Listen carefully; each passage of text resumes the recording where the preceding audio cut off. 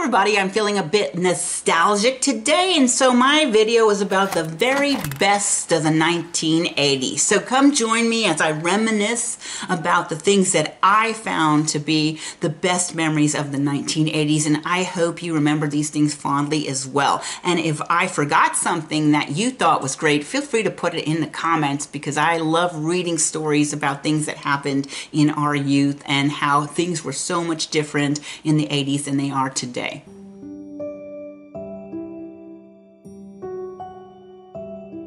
My name is Dawn Dickinson. The channel is Living Your Best Life Over 55. This list is what I pulled together with my very best memories of the 80s. So I'm going to start with my number one thing is I used to love talking on the phone with my girlfriends. So this was before text. People actually knew how to talk to each other, knew how to have conversations, and we weren't over at each other's houses just hanging out for the day. We would get on the phone, the landline, which was actually much clearer than cell phones today, and we would just sit and talk for maybe an hour before my dad or somebody would come in and kick me off the phone. You know, somebody might be trying to call me, get off the phone. But we had great times with all my friends. I would talk to one friend for a half hour and hang up, and then maybe 20 minutes later another friend would call and we'd talk. It was fun time talking on the phone. Certainly missed that. I mean, texting is quite convenient, but nothing beats picking up the old telephone and having a face-to-face, not face-to-face, but a conversation real time with your friends. Number two thing that happened in the 80s that I don't see happening anymore is we would go cruising. We'd get a bunch of friends together in a car and cruise Main Street.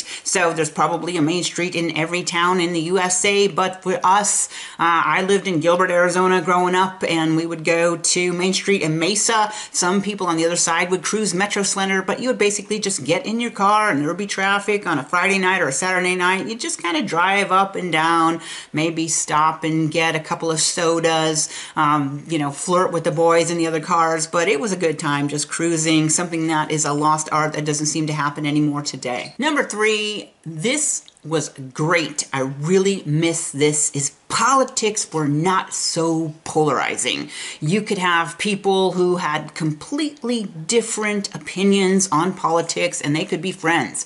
Republicans and Democrats were friends. You would go out to happy hour, you'd rib each other a little bit. Oh, I hate Ronald Reagan. Oh, I love Ronald Reagan. And you would laugh it off and nobody cared. Nobody was threatening to you because you had a different opinion. It was very refreshing to be able to accept people for who they are and not worry about revealing who you voted for the last election, because now everybody is going to be your enemy. So you could actually talk about politics. I don't even talk about politics anymore. In fact, I don't even follow politics anymore because it's so polarizing, and it certainly was nice back in the day where you could all get along if you were of different political opinions. Number four was also super refreshing, is that kids could play together in person, not on these Xbox Connects or whatever they are, and you wouldn't even have to arrange play dates for your kids. If one kid, Bobby, wanted to go see if his friend Johnny was available, he would just ride his bike a couple doors down, knock on the door and say, hey, can Johnny come out and play? It was a refreshing time. People had much better social skills starting at a very young age because the kids were left to their own devices to make their friends and hang out with their friends on their own schedules and didn't have to rely on their moms to arrange times that they could come play together. And often kids would go out in the morning on their bikes and they would play all day, ride around the neighborhood, stalk out the little squirrels and the chipmunks, and then come on home at the end of the day. And they had much better social skills, much better fitness levels, and I think all the kids back in the 80s were much happier because of it. Okay, number five is concerts were like $12. A $12 concert ticket, you could go to a headliner band, and also you could buy a t-shirt. You would probably get one of those black, plain, boring t-shirts for $8, and then the long sleeve jerseys were like $12. So you could go out for a night and have you and your girlfriend, or a gal like me and a boyfriend, you could get a pair of concert tickets for $25 and then spend maybe another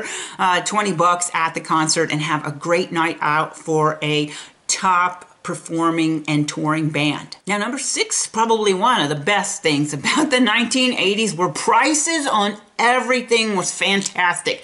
I bought my very first house in 1986 for a base price of $85,000. Now, I recently looked at the MLS, and that house, the last time it sold, the very first house I ever bought and had built, sold for about $500,000. So to be able to buy a house for $85,000, I also looked up if you wanted to buy a brand spanking new Ford F-150 pickup truck, depending on how loaded up, it was between $8,000 and $12,000. Now, I got my bachelor's degree at Arizona State University, and I fondly remember my very first year tuition for a full-time semester was $355. In fact, I had both my bachelor's and my master's. I got my master's in the 90s, but between my bachelor's and my master's degree, probably only cost me about $15,000. So college tuition,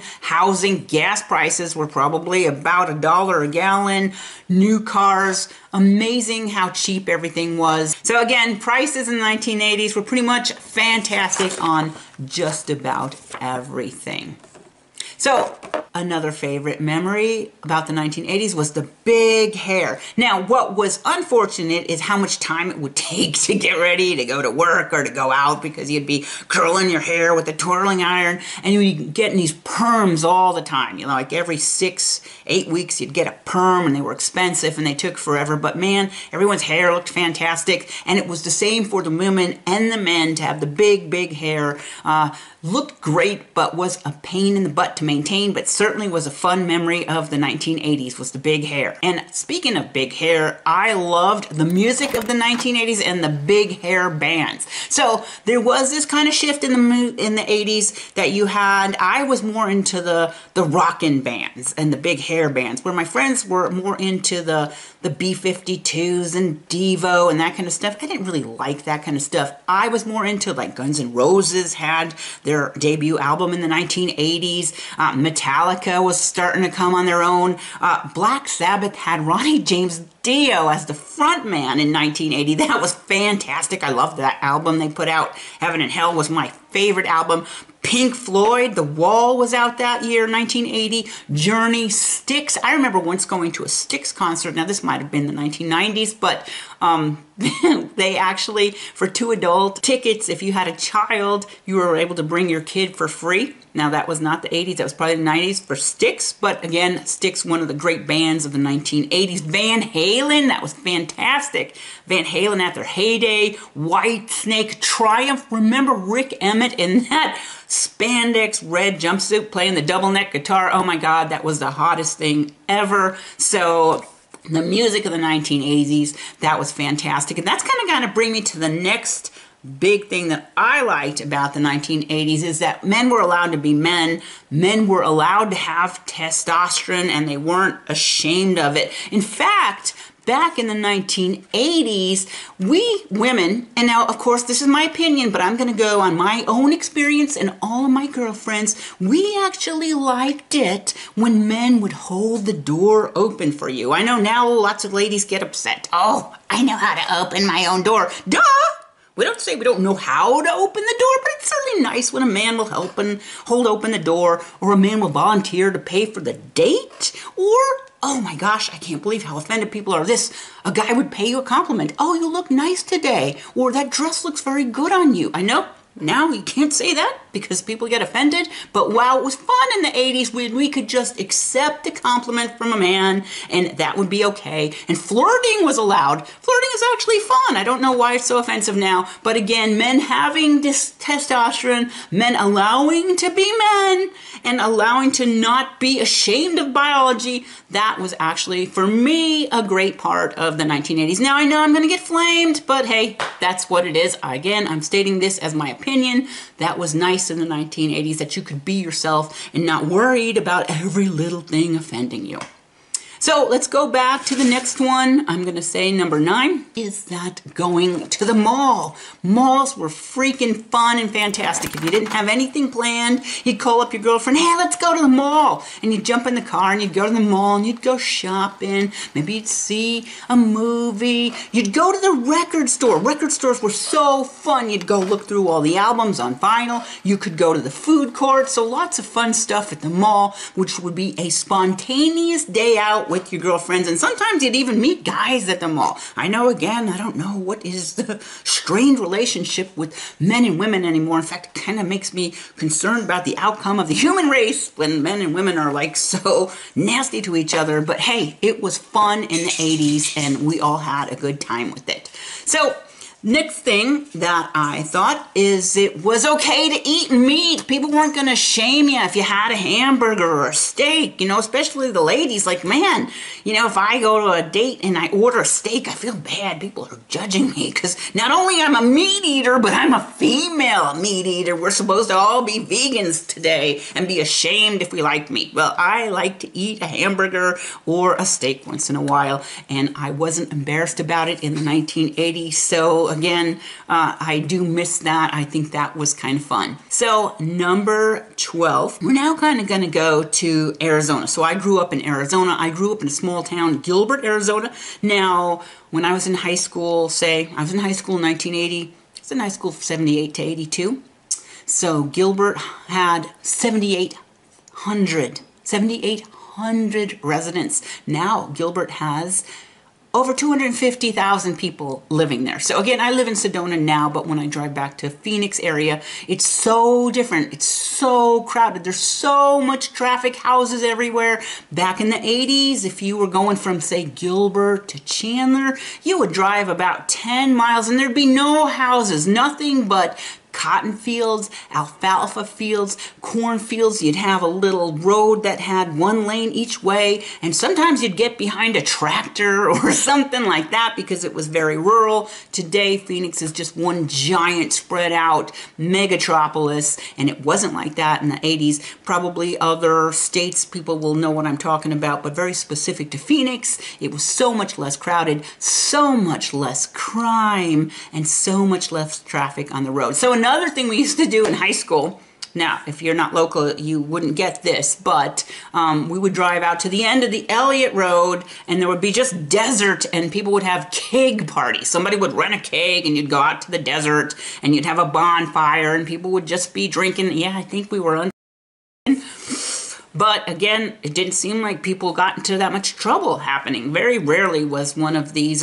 desert parties ending in a tragedy like you see happening today, because there wasn't like fentanyl killing people back in the 80s. That was another thing, is it was safe. So, or safer, I should say. Not that people couldn't get into trouble, but you didn't see your friends dying of fentanyl overdoses constantly like you see young people doing today. So, going out to the desert, riding 10 miles to the end of the Elliott Road and finding a desert keg party, that was a lot of fun. Even though I wasn't supposed to go, my parents would have had a cow if they knew that was going on, but yay, we would be able to go, not get into trouble, and have a fun night out. Now, speaking of getting into trouble and what your parents would let you do and stuff, I used to really not like it that my dad was very overprotective, always wanted to know where I was, what time I would be home, but looking back is so nostalgic to think I had somebody looking out for me all the time. My dad was always looking out for me, and back in the 80s, even my brother,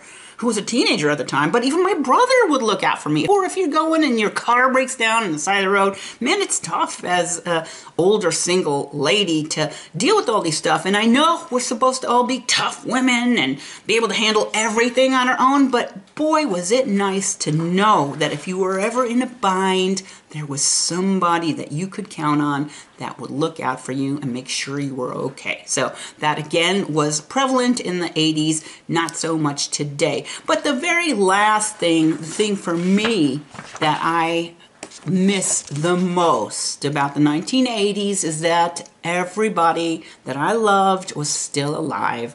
My grandmother was alive, my other grandmother was alive, my grandfather, aunts and uncles, and of course my dad was alive. So I miss the people of the 1980s the most, but of all those things that we talked about, the 80s really were a very good time. And of course, I miss how I looked in the 1980s, that I could pull off that black spandex dress or the tight jeans or the short shorts, which I could never get away with wearing today. But hey, it's okay, because I made it to the age I am now and I'm still here. That is good, and it allows me to reminisce about the 1980s, and maybe next time I'll be reminiscing about the 1970s, which probably the 70s were my favorite decade, but the 80s certainly were a very good time. So my name is Dawn Dickinson. The channel is Living Your Best Life Over 55. If you liked the video, please do me a favor and subscribe. Hit the thumbs up button. Come back next week, because every single week I post videos that are fun topics for baby boomers and Gen Xers, and I hope to see you here next week.